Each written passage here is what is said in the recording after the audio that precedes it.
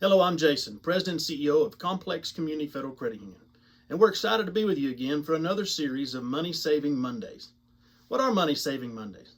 Well, we're going to cover a wide variety of topics. We're going to touch on things like savings, investing, insurance, how to buy a house, how to buy a car, credit reports, a whole wide variety of different topics. But we couldn't do it without the partnership with UTPB. We'd like to give a special thanks to Dr. Woodley, Dr. Spurlock, and Diana Ortiz. These ladies, along with the entire UTPB faculty and staff, are focused on you discovering a greater success as you leave to go out to the world. Thanks again, UTPB. Why do we teach financial capabilities? 78% of Americans live paycheck to paycheck. 3 out of 4 people. That's a lot of people. What does it mean to live paycheck to paycheck? That means you don't have money to save or invest. You don't have money for food. You might not have peace of mind. You might lose choices or opportunities out there. It adds stress to your life. One of the greatest things you can invest in is your college education and you understanding the financial capabilities. At the end of every session, we're going to have a question and answer period. We'll have our contact slide so you can be able to send us your questions. If we don't touch on your questions in class, send it to us and we'll circle back and answer those questions again in the next session. We're excited. We're ready to run with our Money Saving Mondays.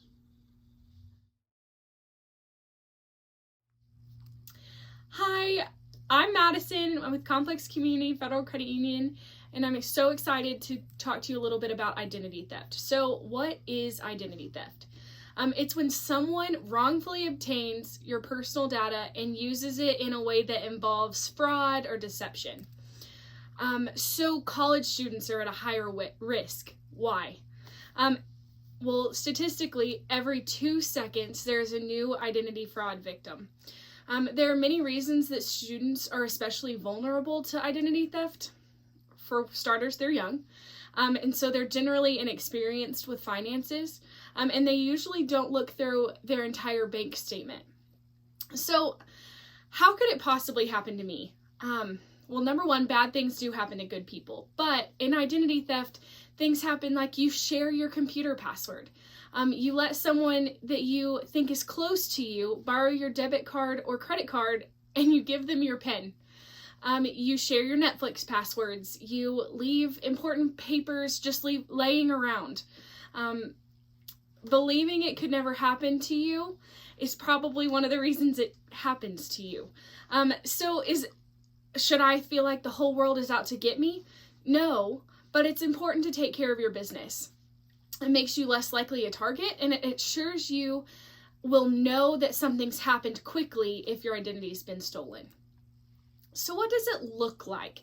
Identity theft could be a friend or a roommate that pretends to be you and signs for a package or a letter. They borrow your credit or debit card or borrow your Netflix account and your password. It could be someone sending your financial institution a change of address form on your behalf.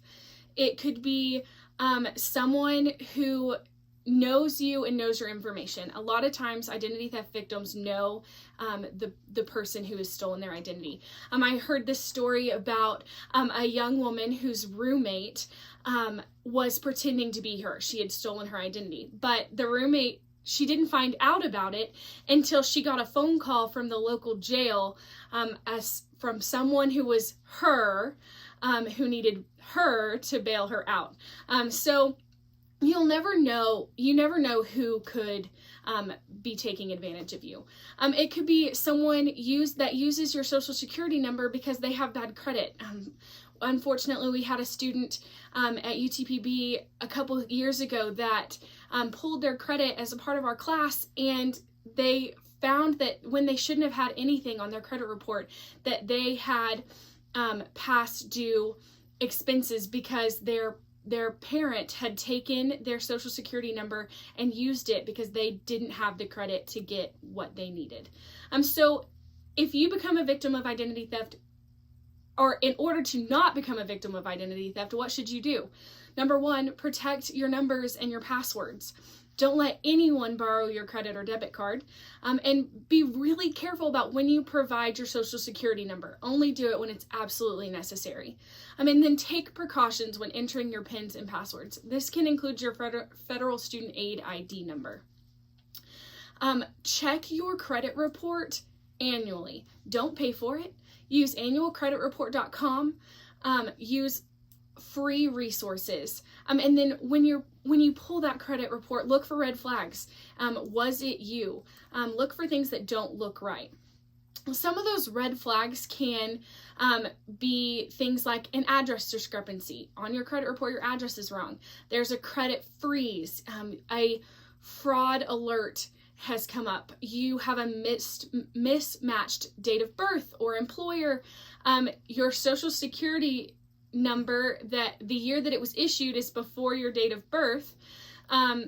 You have a recent increase of inquiries, an unusual number of recently established credit relationships, or you see an account that shows up that's not yours. It could be a credit card that you didn't sign up for, a car loan that you didn't apply for. When you see that red flag, you need to believe that you're a victim and you need to take the next steps. So the first thing you need to do is put a fraud alert on your account. So if you believe that you're a victim of identity theft, you need to call the credit bureaus. We will put a billboard up at the end of this video with their phone numbers and information to get a hold of them. Tell them that you believe that you've been a victim of identity theft and allow them to put a fraud alert on your credit report. It also, that fraud alert entitles you to a free copy of your credit report.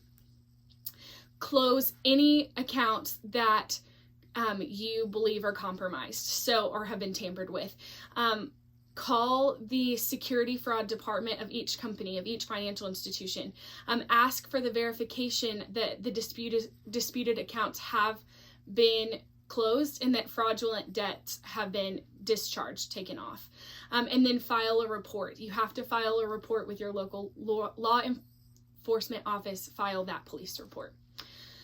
Y'all, fixing identity theft is not an easy task. So take those steps to work hard to protect yourself ahead of time. But if you suspect that you are a victim of identity theft, we encourage you to reach out to us so that one of our experts can assist you in taking care of that.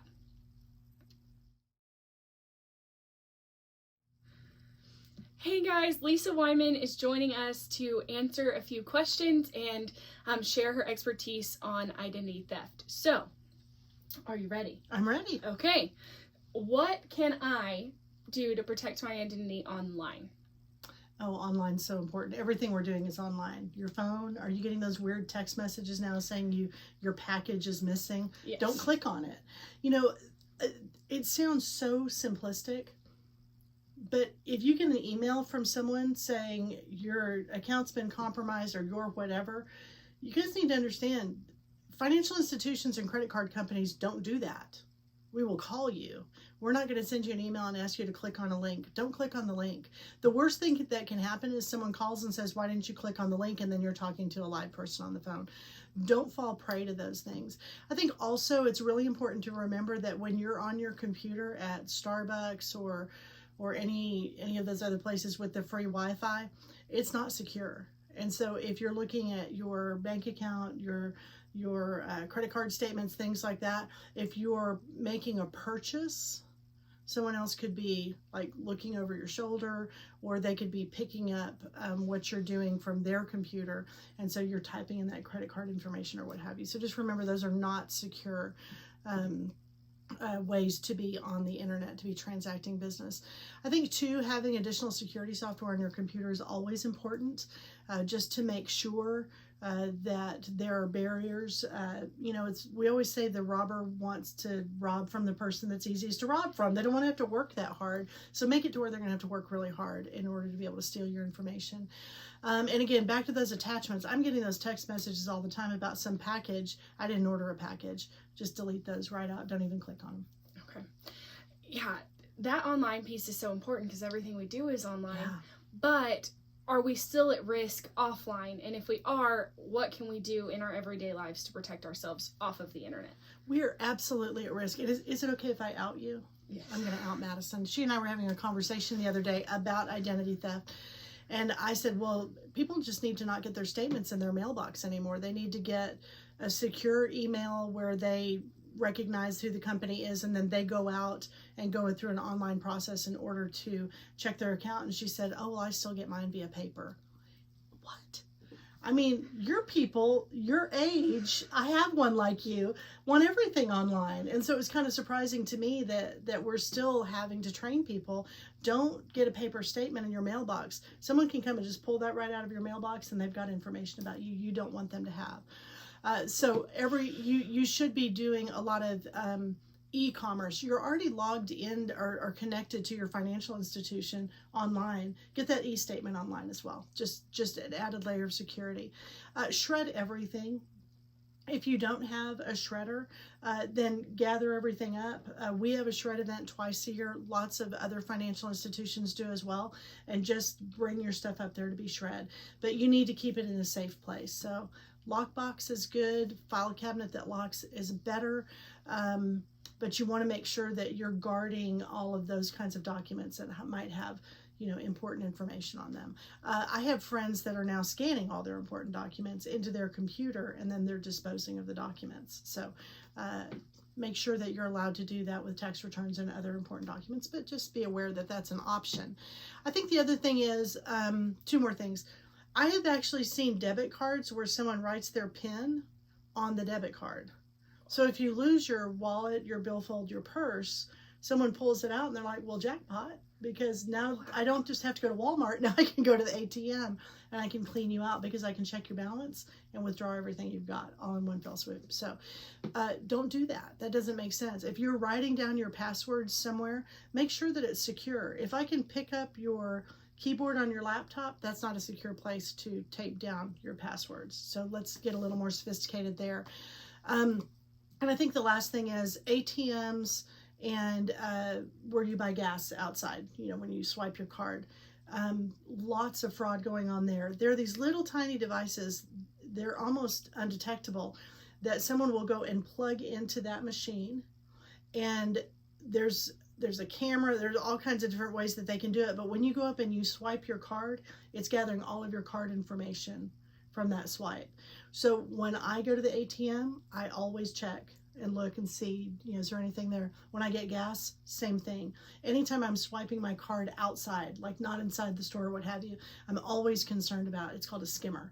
I'm always concerned about the skimmers. So I think just not living in a world where you think nothing bad can ever happen to you, taking really good care of your personal information.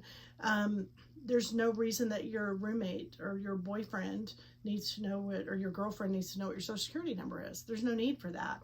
And the social security number opens up the whole world to somebody. So guard your personal information very well. Be a smart consumer when it comes to that. Lisa, I really appreciate your time and your expertise. Thank you for the tips and the tricks for us moving forward. Bye, y'all. Bye.